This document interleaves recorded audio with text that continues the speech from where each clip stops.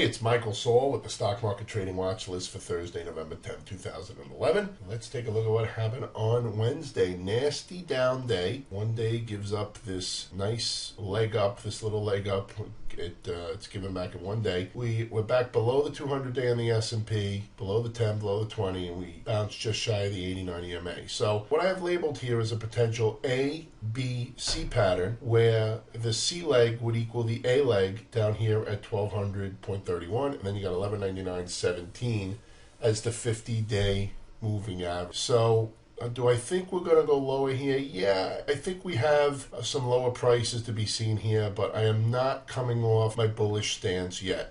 The volume was high on Wednesday, which is not good. Another distribution day, but you can see here didn't get over the 50-day average, but still dwarfed what we've seen the last 5 sessions or the previous 5 sessions. I don't know if it dwarfed this one, but I mean these lower levels. All right, so I'm going to be watching to see if we get that continuation down here. Now, could we just bounce from here? Yeah. I mean, we are short-term oversold here, but I think we have some continuation in us here just for a little bit further down.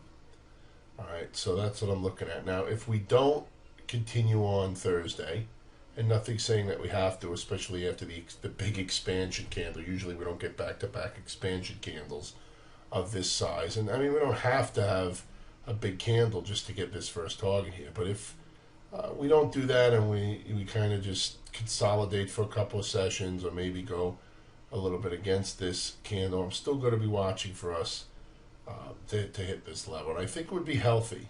All right, you guys know, and you guys and girls actually, apologize for that, know that I've been talking about how I've been waiting for a pullback.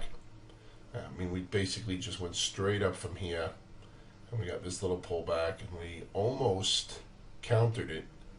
Right, we almost fully offset it, countered it back, offset it back, whatever the word I'm looking for is, and then we just get killed here on Wednesday. So, I'm going to be watching for this to go a little bit deeper here, and nothing's saying that this has to hold, but we do have the 50-day as well as a measured move, so I think there's a real good chance that this level holds.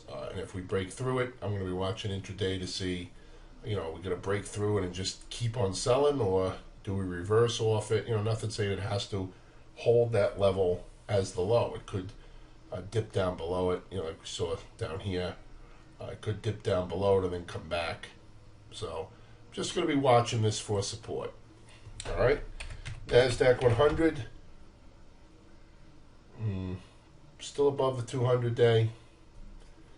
I mean, this is looking like a potential topping pattern here, but we did get above the 78.6, and then even though we've been dipping down, we get back above it. So it's still targeting these highs here, but just don't like this pattern. I don't like to see churn here because that's indecision, and that indecision could lead to a reversal, but still above the 200-day here, so not as concerned. The Russell didn't quite make it to the 200-day. Got smashed. All right, you got support down here at 712.42. You got the 50-day down here at 697.61. Semiconductors, 50-day moving average. Banks.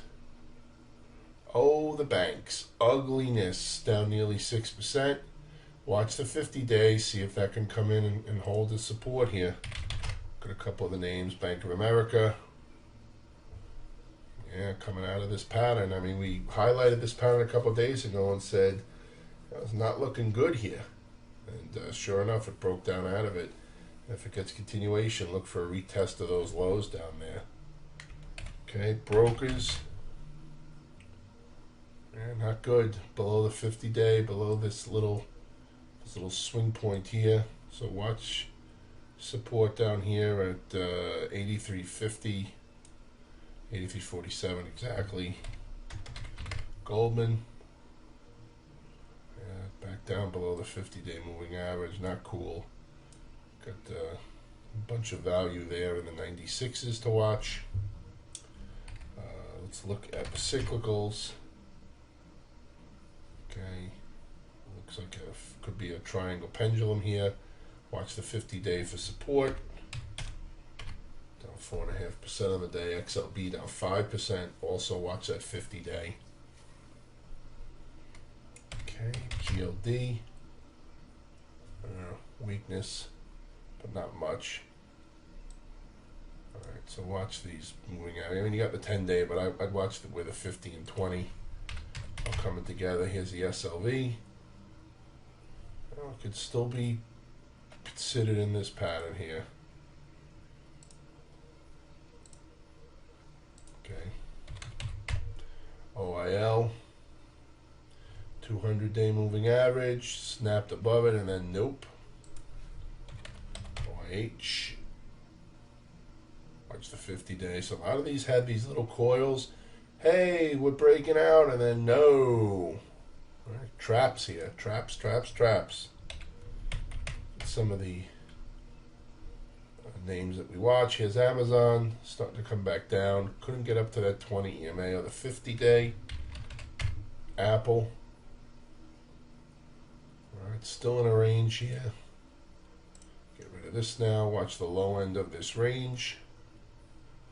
390.75, and then you got the 89 below at the 385 level. Googleicious, yeah, look like, hey, we're going to test these out. No, not so fast. All right, price line. Nice big candle. We didn't go over this on Tuesday. We had a nice big candle up, tagged the high, a little bit shy of this high. Now he paused. So this is going to be key here. If this pulls back, watch these moving averages. If not, look for a consolidation there. Form some sort of pennant or something like that. Weight Watchers, a company near to my heart. 50-day moving average here. Let's see what it does if it tests that. Once again, does it have to hold it exactly? No, but maybe it wants to break through it and then maybe come back above it. I like those kind of trades. I like when they kind of overshoot the support and resistance, because you get people aggressive. Oh, look, it's broken the 50, and then it tends to trap them. But there's a pretty big move here for this stock, right, in a short period of time. I mean, boom, boom, boom. 3 days down, oversold and unloved. All right. Rack Space. Somebody wrote me, wanted me to look at Rack Space. Yeah, it's had a nice move here. Took a little hit, and then after hours down to 41.20. Don't know if this one had earnings or not. All right, but watch the 20 EMA down here a little bit lower, 40.46. Research in motion. Yeah, it's just dripping out. I still think that this has a target of 15. I'm not short it, so I'm not, and I haven't been short it doing this analysis, so it's not like I'm pushing my agenda. Right? Somebody wrote me and said, "Oh, what are you short the stocks that you say are going lower?" And no, that's not the case. Just doing the analysis here. Okay, let's look at Caterpillar. All right, tag the 200-day. Now watch the 20 EMA here. See what it does. All right, Riverbed. Yeah. Want to see if these moving averages hold. And then Ford. Okay, so watch that 50-day moving average here to see if that'll hold tight. If not, and if it breaks, all right, want to watch first retracement down to this 1035 level. So again, to wrap it up, nasty day. Okay, if we're going to form an ABC, this would be the minimum target. Doesn't have to stop there. Okay, we can get bleed through and then remounting of it, or we can just keep going. But, that's what I'm looking at the short term. So I want to see if we get some follow through to the downside on Thursday, or if we're going to pause first. But I don't think we just snap back from here. And if we do, hey, hopefully there'll be some nice patterns intraday to catch that. I mean, the market's very news sensitive, obviously. I mean, all you have to do is start, mention your, and then all of a sudden the market's jittery, right? So if somebody on the news comes in and goes, "Oh, I like your tie," right? They may go, "Oh, Europe."